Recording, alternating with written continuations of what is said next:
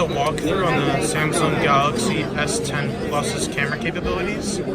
As you can see right now, this is regular camera mode.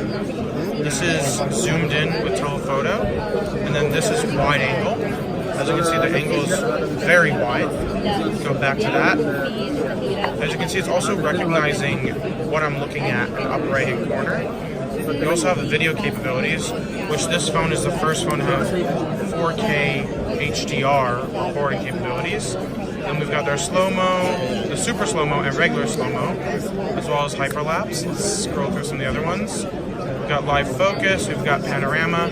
So now there's a new panorama mode on the Note, on the S10 that allows you to take the super high panoramas.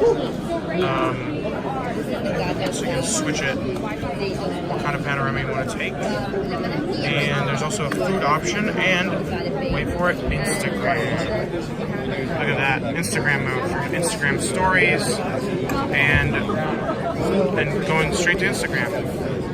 Boom. See how that works. Straight to stories, that's really cool. Wow. This is going to be a big deal, I think, for this phone. So many people use Instagram every day that they're going to be really wanting to use that direct Instagram mode. I'm excited to use it and see how it works.